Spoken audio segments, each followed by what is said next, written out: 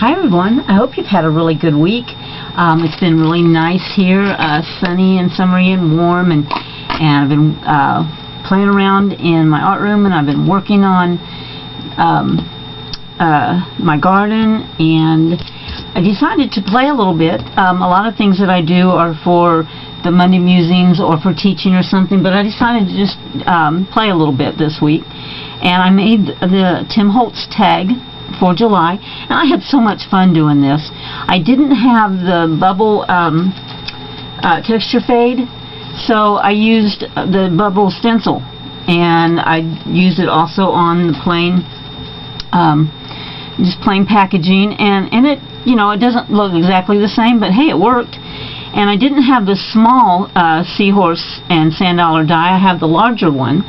So I went ahead and made a large one. I just kind of made it hang off the side of the tag. And I had a good time making the sand. It really works, and it really looks good. Didn't have the same word band, but I used one that says, "Dream as if you'll live forever."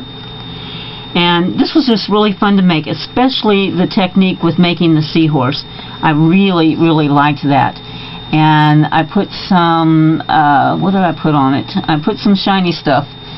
I'm trying to think what I used. I didn't use the same thing that Tim used, but I can't remember what I used. I'll try to remember. If I can, I'll put it in there. But I really like the way it shines and the crackle.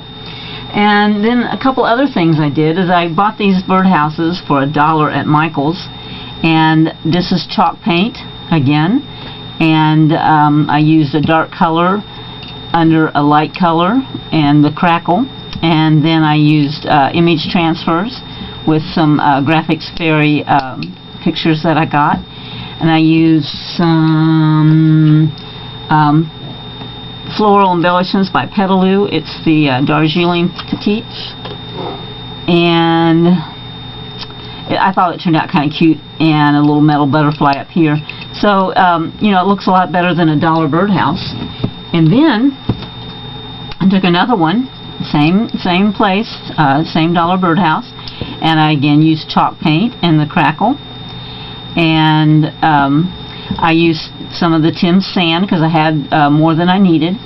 I used some, I fussy cut some Graphics 45 things and used a little tag.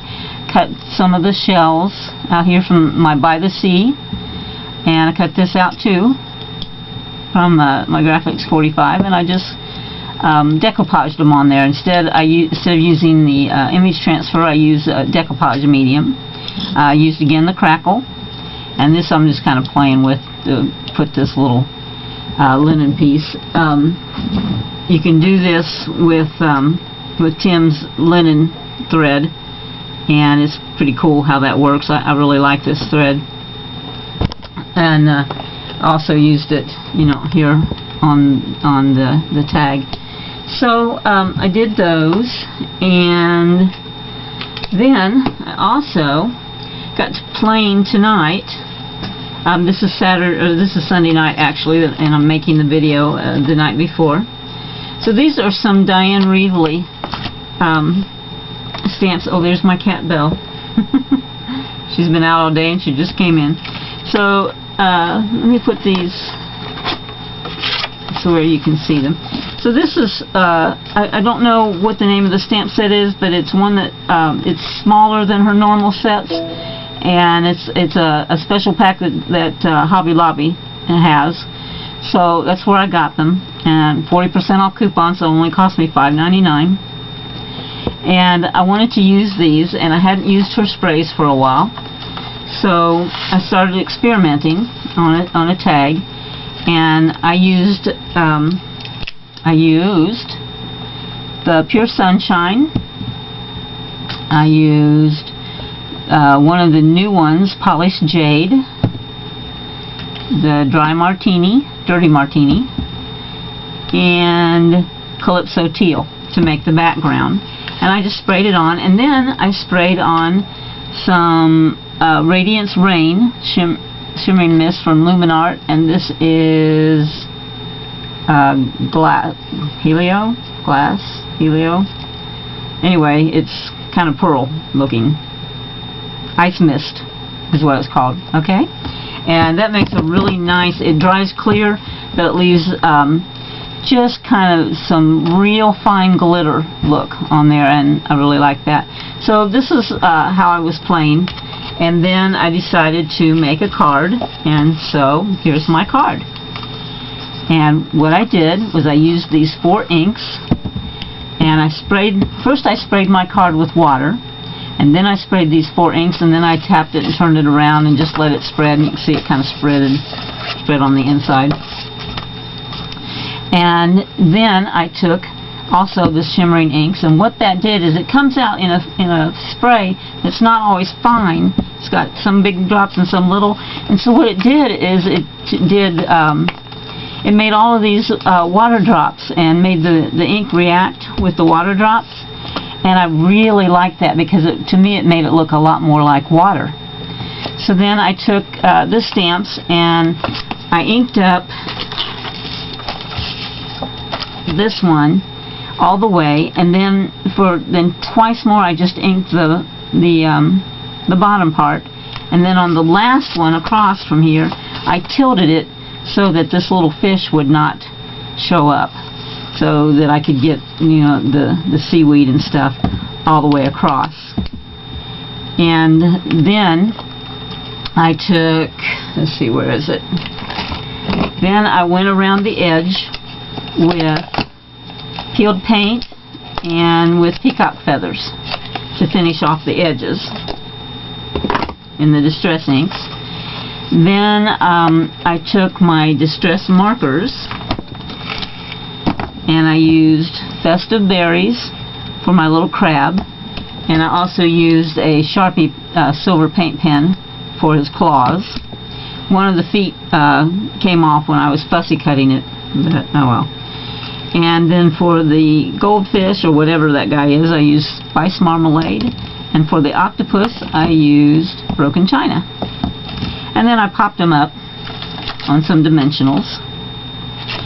And so I wanted to, I didn't know if I wanted this to be a birthday card or what. So I started looking through all my stamps, and I have a lot of Stephanie Bernard stamps. And this stamp set, hold on, I'll put it on some white so that you can see it.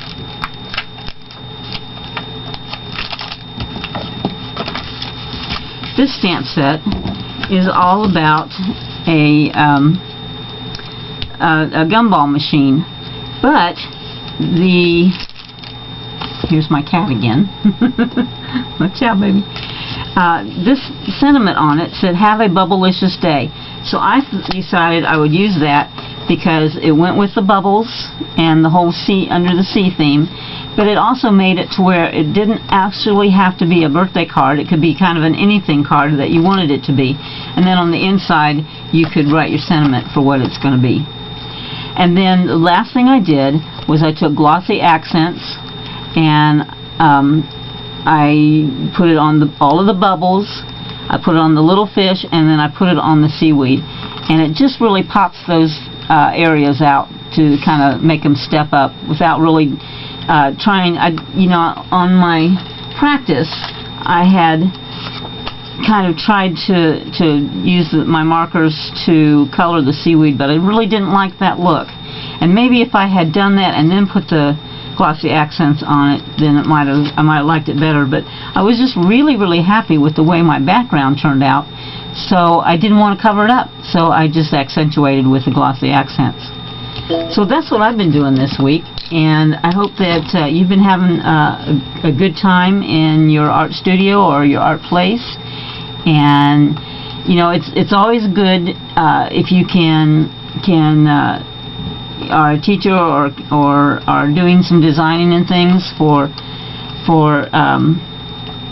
classes or for publication, but it's also fun to just play, and that's what I decided to do this week, and I really had a good time. I just needed to take time out to do something for me. And then my next thing that I'm going to play with is I have another birdhouse, and this is a castle, and I'm going to go back to my chalky paints and crackle again, so maybe I'll show you that next week. So have a good week, and I'll see you then. Bye.